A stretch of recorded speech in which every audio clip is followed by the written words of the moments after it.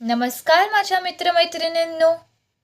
आज मी तुम्हाला सावित्रीबाई फुले यांच्याबद्दल एक सुंदर असे भाषण सांगणार आहे. व्हिडिओला सुरुवात करण्याआधी जर तुम्ही माझ्या चॅनलवर नवीन असाल किंवा अजून माझ्या चॅनलला सबस्क्राईब केलं नसेल तर प्लीज सबस्क्राईब करा आणि बेल आयकॉन दाबायलाही विसरू नका, जेणेकरून तुम्हाला माझ्या नवनवीन व्हिडिओचे अपडेट नेहमी मिळत राहतील. चला तर मग व्हिडिओला सुरुवात करूया. सावित्रीबाई फुले. ज्ञानाचा दिवा हातात घेतला, अंधाराचा मार्ग दूर केला, मुलींसाठी शाळा उघडली, सावित्रीबाईंनी नवीन वाट दाखवली.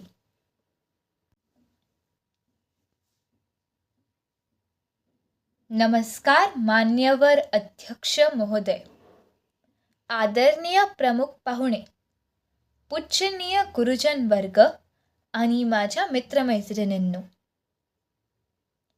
आज आपण भारताच्या पहिल्या महिला शिक्षिका, थोर समाज सुधारिका आणि स्त्री शिक्षणाच्या जननी क्रांतीज्योती सावित्रीबाई फुले यांच्या पावन स्मृतीस अभिवादन करण्यासाठी येथे एकत्र आलो आहोत.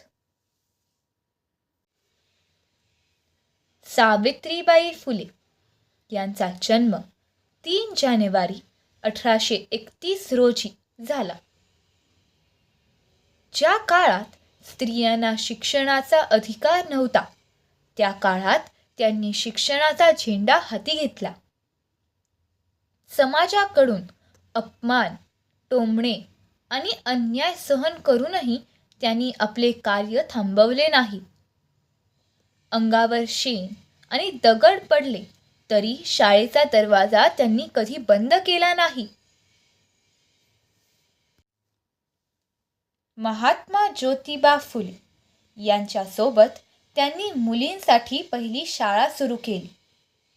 शिक्षणाबरोबरच त्यांनी विधवांसाठी आश्रम, बालहत्या प्रतिबंध आणि समाजातील अंधश्रद्धा दूर करण्यासाठी त्यांनी आपलं सर्व आयुष्य वाहिले. सावित्रीबाई फुले यांनी स्त्रीला शिक्षण दिले नाही तर तिला आत्मसन्मान आणि आत्मविश्वास. 10 मार्च 1897 रोजी प्लेगच्या आजाराने त्यांचे निधन झाले, पण त्यांचे विचार आजही जिवंत आहेत. आज प्रत्येक शिकणारी मुलगी ही सावित्रीबाईंच्या संघर्षाची साक्ष आहे. आजच्या या पवित्र दिवशी आपण सर्वांनी त्यांच्या विचारांचा वारसा पुढे नेण्याचा संकल्प करूया. शिक्षण, समता आणि मानवतेचा मार्ग स्वीकारूया. अशा या थोर सावित्रीबाई फुले यांना माझे कोटी कोटी नमन. धन्यवाद.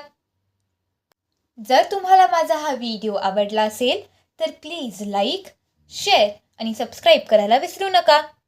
धन्यवाद.